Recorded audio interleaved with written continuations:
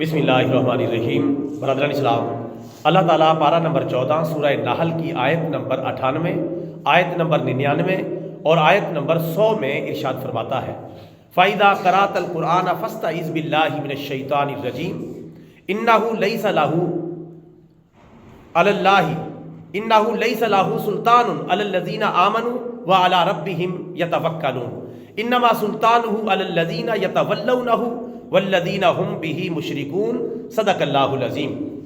ان آیات بینات کا ترجمہ سماعت فرمائے۔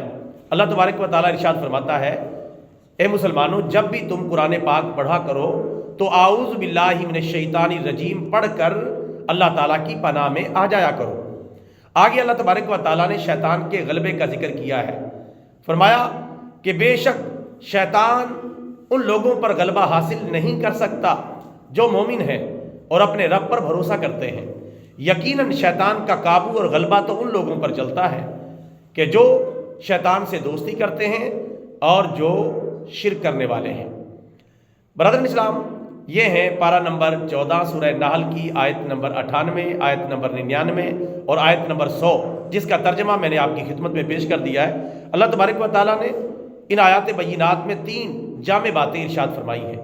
نمبر 1 یہ کہ جب بھی تم قرآن پاک پڑھا کرو تو اعوذ باللہ من الشیطان الرجیم پڑھ لیا کرو، کیونکہ اعوذ باللہ پڑھنے سے شیطان بھاگ جاتا ہے، شیطان کا منصوبہ فیل ہو جاتا ہے، شیطان کی سرگرمیاں ناکام ہو جاتی ہیں، اور شیطان پھر مومن کا مقابلہ نہیں کر سکتا جب وہ قرآن پاک پڑھتے ہوئے اعوذ باللہ من الشیطان الرجیم اور بسم اللہ الرحمن الرحیم پڑھ لیتا ہے تو شیطان کے وسوسوں سے وہ آزاد ہو جاتا ہے۔ اب وہ قرآن پاک کی تلاوت کرے گا، مزہ بھی آئے گا، لطف بھی آئے گا، سرور بھی آئے گا، اور شیطانی وسوسوں سے بھی بچا رہے گا، کیونکہ اعوذ باللہ من الشیطان الرجیم یہ ایسے ہے کہ جیسے ایک برسٹ آپ نے شیطان کے سینے میں اتار دیا ہے۔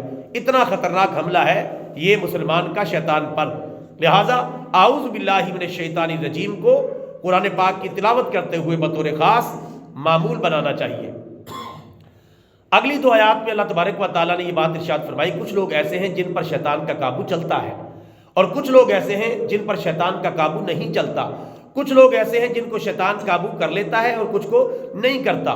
اب جن کو شیطان قابو نہیں کر سکتا ان کے بارے میں اللہ تبارک و تعالیٰ آیت نمبر 99 میں ایسے مومنوں کے بارے میں بتا رہا ہے، اور آیت نمبر 100 میں ان لوگوں کے بارے میں بتایا کہ جن کو شیطان قابو کر لیتا ہے، ان پر غلبہ پا لیتا ہے اور انہیں گمراہ کرنے میں اور بھٹکانے میں کامیاب ہو جاتا ہے۔ برادران اسلام، ان آیات کو سمجھنے سے پہلے 2-3 یہ باتیں ضرور سمجھ لیں کہ دنیا کے اندر جتنا بھی گناہ ہو رہا ہے وہ سب شیطان کی مدد سے ہو رہا ہے۔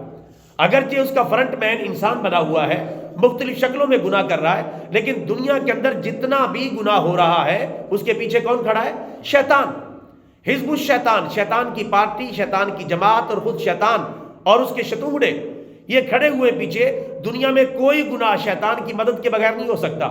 شیطان کا اس میں پیچھے کوئی نہ کوئی عنصر، کوئی نہ کوئی جذبہ، کوئی نہ کوئی ایلیمنٹ موجود ہوگا جس کی وجہ سے وہ گناہ جو ہے وہ پھلے گا، پھولے گا اور آگے بڑھے گا۔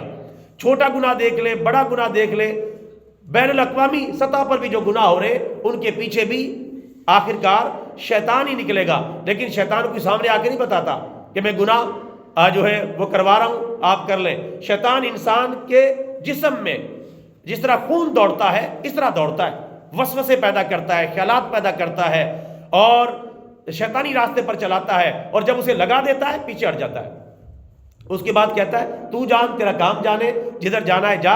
اس کو گمراہی میں دھکا دے کے اب وہ بھٹکتا رہے، پیچھے ہٹ جاتا ہے، اور کل قیامت کے دن وہ اس کا انکار بھی کر دے گا، جیسا کہ 28ویں سپارے میں موجود ہے۔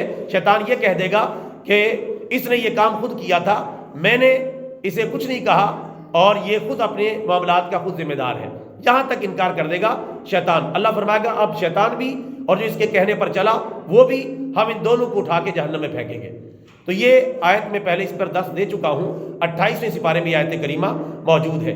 تو شیطان کی وجہ سے دنیا کے اندر گناہ ہو رہا ہے۔ اب اگلی بات سمجھیں کہ شیطان کس پر قابو نہیں پا سکتا اور کس پر قابو پا لیتا ہے۔ اللہ تعالیٰ فرماتا ہے اِنَّهُ لَيْسَ لَهُ سُلْطَانٌ عَلَى الَّذِينَ آمَنُوا وَعَلَى رَبِّهِمْ يَتَوَكَّلُونَ، جو میرے مومن بندے ہیں، مسلمان بندے ہیں اور جو اپنے رب پر بھروسہ کرتے ہیں، شیطان ان پر قابو نہیں پا سکتا، کوشش بھی کرے تو قابو نہیں پا سکتا۔ اس سے وہ تگڑا بن جاتا ہے مسلمان، جو صاحب ایمان ہوتا ہے، سچا مسلمان، سچا مومن ہوتا ہے اور اپنے رب پر بھروسہ کرتا ہے، کسی اور پر بھروسہ نہیں کرتا، اپنے رب پر بھروسہ کرتا ہے، تو وہ شیطان کے قابو سے نکل جاتا ہے۔ شیطان پھر اس کا پیچھا کرتا ہی رہ جاتا ہے، لیکن اس کو گمراہ نہیں کر سکتا، اس پر قابو نہیں پا سکتا، کیونکہ شیطان اس کے سامنے کمزور ہو جاتا ہے اس کے ایمان کی وجہ سے اور اللہ تعالیٰ پر بھروسے کی وجہ سے۔ اس لیے اللہ پر ایمان پختہ ہونا چاہیے اور اللہ تعالیٰ پر بھروسہ پختہ ہونا چاہیے، پھر انسان شیطان کے چنگل سے نکل جاتا ہے، نیکیاں کرنے میں، جنت میں جانے میں کامیاب ہو جاتا ہے۔ آیت نمبر 100 میں اللہ تعالیٰ نے فرمایا کہ کن لوگوں پر وہ غلبہ پا لیتا ہے، فرمایا انما سلطانہ علی الذین یتولونہ والذین ہم بہ مشرکون۔ شیطان ان لوگوں پر غلبہ پا لیتا ہے جو اس سے دوستی کرتے ہیں۔ نمبر 1 اس سے دوستی کرتے ہیں، اور نمبر وہ جو شرک کرتے ہیں، نمبر 2 جو وہ شرک کرتے ہیں ان پہ غلبہ پا لیتا ہے۔ ایک تو جو اس کے ساتھ دوستی اختیار کرے، اور دوسرا جو شرک کرے ان پر وہ غلبہ پا لیتا ہے، پھر ان کو صحیح گھماتا ہے، صحیح گمراہی میں لے جاتا ہے، اور پھر انہیں پورا جہنم تک پہنچا کر چھوڑتا ہے۔ جو اس سے دوستی کرتے ہیں، اب دوستی سے کیا مراد، کون بندہ جان بوجھ کے دوستی کرے گا؟ اب شیطان سے دوستی کا مطلب یہ ہے کہ نماز چھوڑ دینا، شیطان کا دوست بننا ہے، رمضان کے روزے چھوڑ دینا، حج بیت اللہ چھوڑ دینا، امیر ہونے کے باوجود زکوٰۃ نہ نکالنا، اللہ تعالیٰ کے راستے میں صدقہ و خیرات نہ کرنا، نیک اعمال نہ کرنا، شریعت کی پابندی نہ کرنا، قرآن و سنت پر نہ چلنا، یہ شیطان سے دوستی ہے۔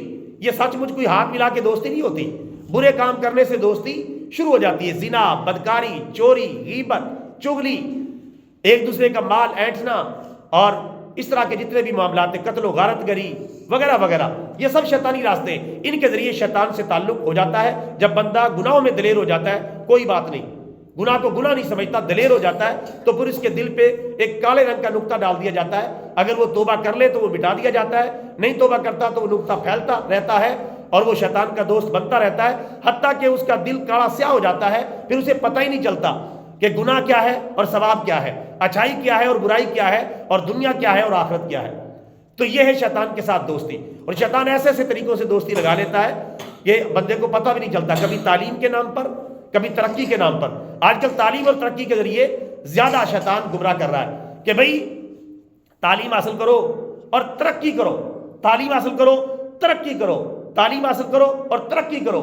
یہ شیطان نے ایک نیا چورن نکالا ہے جو بڑا بک رہا ہے۔ اب یہ نہیں دیکھتا شیطان، ہم جب پیروی کرتے ہیں یہ نہیں دیکھتے بھی تعلیم حاصل کرو، یہ تو اچھی بات ہے، تعلیم کون سی حاصل کرنی ہے یہ شیطان پتہ نہیں چلنے دیتا۔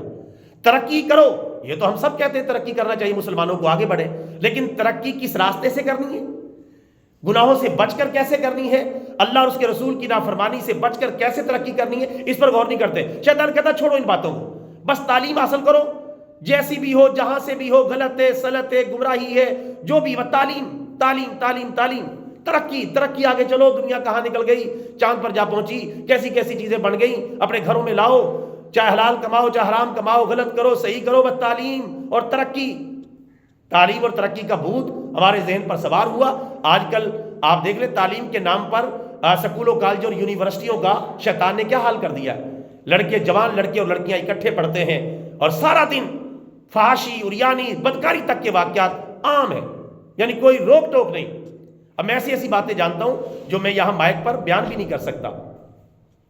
اور دوسری طرف ترقی کے نام پر ہماری حکومتوں کو دیکھ لیں، ترقی ترقی ترقی، کبھی امریکہ کے آگے جھکے ہوئے ہیں، کبھی برطانیہ کے آگے جھکے ہوئے ہیں، کبھی IMF کے سامنے جھکے ہوئے ہیں، کبھی ورلڈ بینک کے سامنے جھکے ہوئے ہیں، کبھی دولت مشترکہ کے سامنے جھکے ہوئے ہیں، بھیک مانگتے پھر رہے، ترقی، بس پیسہ دے دو، چاہے ہم سے جو مرضی لے لو، ہماری تعلیم کو جیسا چاہو نظام تعلیم کو بنا دو، اور ہمیں جو مرضی ہمارے اوپر پابندیاں لگا دو، مدرسوں کو ختم کر دو، قرآن و سنت کی تعلیم ختم کر دو، صرف ترقی دلوا دو ہمیں، یہ دنیا کی چیزیں، یہ ہماری حکومت یہی کر رہی ہے۔ آج کل مدرسوں کا چل رہا ہے، انہوں نے یہ کہا بھی ترقی دلوا دیں گے، مدرسوں کو ختم کریں آپ، ان کا یہ مطالبہ، وہ بڑے سیانے اور چلاک ہیں، پیسے دیتے ہیں تو شاید ساتھ اپنی شرطیں منواتے ہیں کہ قرآن و حدیث کے مدرسے ختم کر دو، ان کو بھی سکولوں میں تبدیل کر دو مکمل، تو پھر ہم تمہیں ترقی کروائیں گے۔ تو اس طرح وہ ترقی کرواتے کرواتے بڑا پلان ہے۔ تعلیم اچھی چیز ہے لیکن اچھی تعلیم ہو، ترقی اچھی چیز ہے لیکن صحیح راستے سے ترقی ہو۔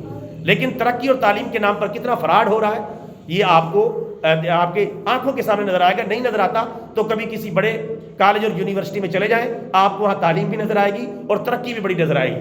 کبھی جائیں، نہیں جا سکتے تو میں 2-4 جگہ بتا دیتا ہوں، وہاں آپ چلے جائیں۔ آپ جو بڑے بڑے لاہور کے پارک ہیں بڑے بڑے، آپ ان میں چلے جائیں، کیسے وہاں تعلیم اور ترقی ہو رہی ہے۔ آپ دیکھیں گے کانوں کو ہاتھ لگا کے وہاں سے بھاگ آئیں گے کہ ایسی ترقی پر لعنت ہو اور ایسی تعلیم پر بھی لعنت ہو۔ تو میں یہ اشارتاً عرض کر رہا ہوں، اور اس بارے میں ہمارے مشہور شاعر اکبر الہ آبادی رحمۃ اللہ علیہ نے تو بڑا پیارا شعر لکھ کے بات کو سمجھایا۔ وہ کہتے ہیں شیطان نے راہ تنزل یہ نکالی، شیطان نے راہ تنزل یہ نکالی کہ ان لوگوں کو شوق ترقی کا دلا دو۔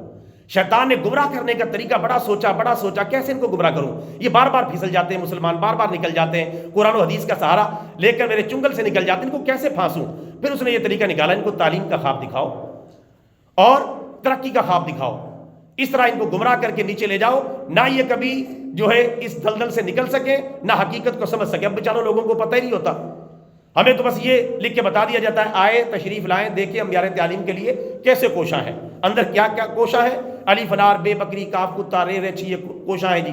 اور اس کے بعد کتے بلوں کے نام یاد کروائے اور 2-4 انگریز کافروں کے نام یاد کروائے۔ بچہ میٹرک کر گیا، ایف اے کر رہا، بی اے کر گیا، آتا جاتا کچھ بھی نہیں، نہ اللہ کا پتہ، نہ رسول اللہ کا پتہ، نہ دین کا پتہ، نہ آخرت کا پتہ، نہ قرآن کا پتہ، نہ سنت کا پتہ، کسی چیز کی خبر نہیں۔